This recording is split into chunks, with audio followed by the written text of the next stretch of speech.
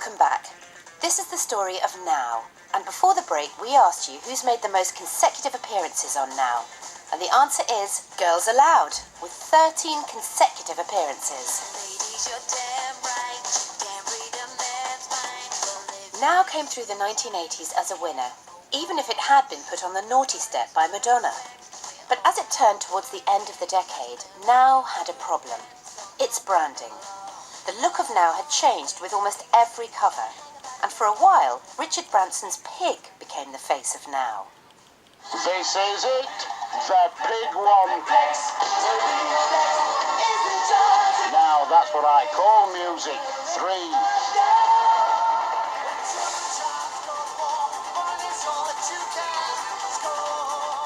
I mean, personally, I haven't got a clue what that animal is about.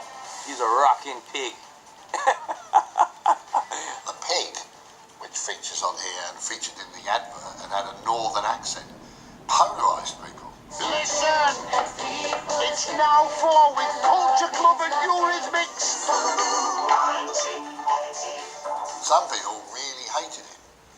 Hated the voice, hated the... So that's why the pig only lasted for 2 albums and was got rid of. And those old covers were a labour of love.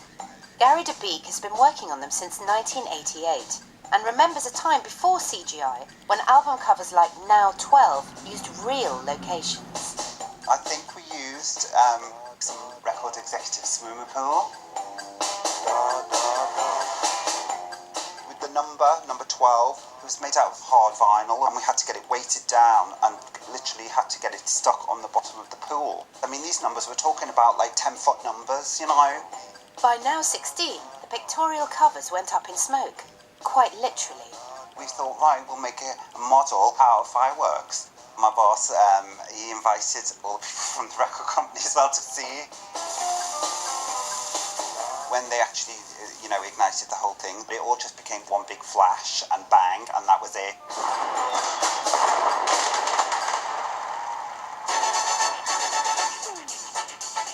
The cover art and logo of the old-style pictorial sleeves was about to change. In 1992, there was a radical revamp, with new computer-generated 3D logos for the new CD age. And to this day, the revamped look of the cover still divides fans of Now. This is the image that I remember, that, and even the adverts, it used to sort of come at you through the TV. As far as I'm concerned, that's selling out. I'm all about, give me that, give me the 2D. It's where it's at, people.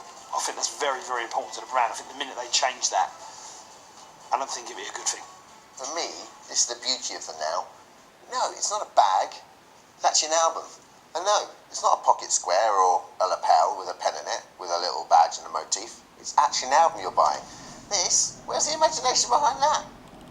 But those covers of Now have a deeper resonance. They belong to the very first Now that we owned, the most precious Now in our collections. Now, this was my first ever Now 32. My first ever Now that I would have bought. This is the very first Now, number 3. Now 7. Now 20. Now 21, my first, now that's what I call music. Now 10, this beauty here. My sister Jess used to get Nows every birthday, every Christmas, and I used to have to steal them because I wasn't allowed to listen. It was mine. It wasn't my mum's, it wasn't my dad's, it was my own record. When you'd see the Now in the shop for the first time, you'd run over and you'd look at the back and you go, love that one, love that one, love that one. It's like Black Magic on Milk Tray. You could open it and go, I fancy a bit of that now. I used to sit in the back of the car with our CD Walkmans with earphones, listen to it going along to school. When I look at that, it almost, you just feel like you've been taken back in time. I remember listening to these on the way to school because my mum said we could have these in the car because there was something on there that me and my sisters and she would like. So, a family album. This got us through those car-sick journeys. The feeling of being a little bit ill in the back of a car was made all the better by stuff like Level 42. My mum would listen to Daniel O'Donnell. And I'd be sick to the teeth of hearing Daniel O'Donnell every single album, one after the other.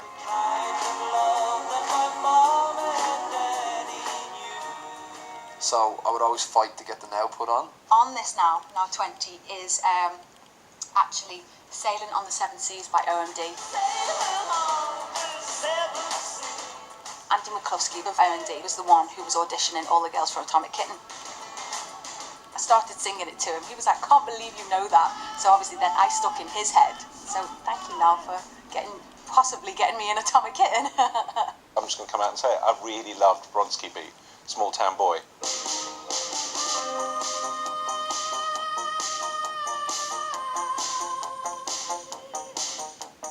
Which, if anyone knows about that, is about a very ugly potato head gay man from Glasgow who leaves Glasgow because he's getting bullied, and he comes down to London and he meets two larger gay men, and then he goes to a local swimming pool and they all watch very fit young men, not gay I believe, wearing tight speedos diving, and Jimmy Somerville looks sort of, oh. But obviously I was at a boarding school and that wasn't the greatest song to be really espousing, so I bought this to hide my love for Bronski Beat. We've all got our favourite songs on our favourite nows, but behind the scenes there was some considerable jostling for getting your song in the best position on Now. From the early days, there was always a tussle for pole position on the album. I think within a year or two, people were just fighting to have a track on Now. There was always competition for where you were placed on the record. You wanted really, if you could be, to be first or second on the first disc. Queen, whenever they were on the albums, always wanted to be track one, side one. So with this album, too, we had Queen and Paul McCartney who wanted to be track one, side one. All we hear is Radio Gaga, Radio Goo, Radio Gaga. And how did they resolve that problem? Someone had to tell Paul McCartney that the last track on the album was just as prestigious.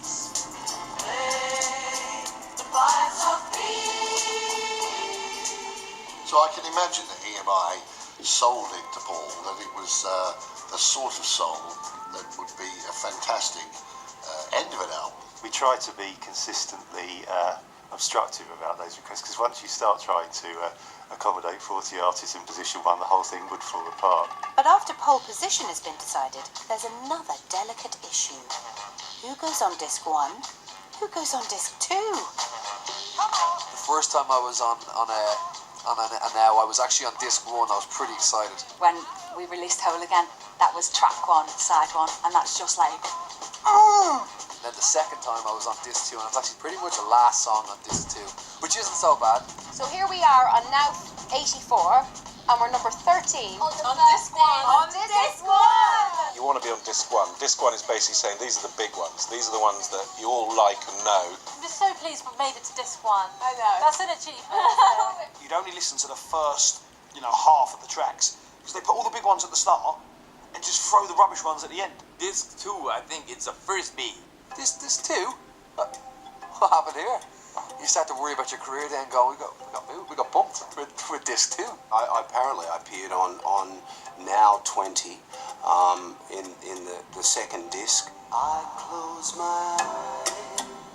Deeper on disc 2, after Jason, you usually hit the twilight zone, where eternally dwell the songs most likely to test the memory of the most avid Now fan.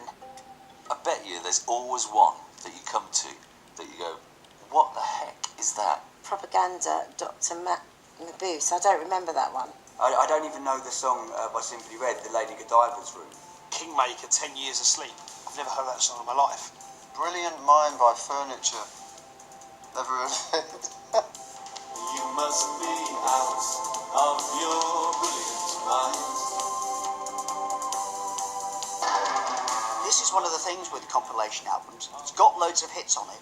And somewhere in there will be a song that you have no recollection of. They're pretty much always tracks that did actually make the top 30, but they might have been fueled by people with big fan bases. So the obvious one on Now 3 is David Sylvian.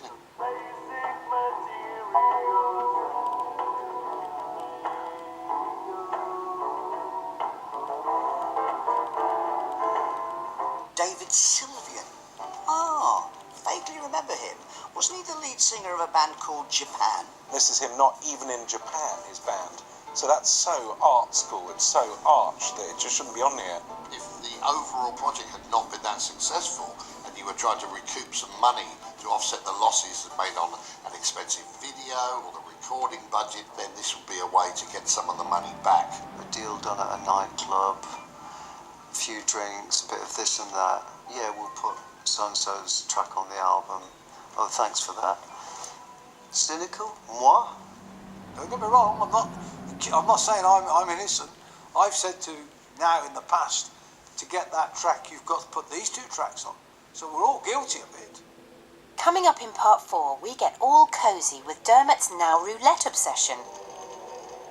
And if you've got any old Now CDs, you might want to dig them out. They might be worth a bit. And it's worth, if you have, about £500 sterling. In the meantime, can you guess who's made the most ever appearances on Now? George Michael, Phil Collins. I think Queen, Elton John.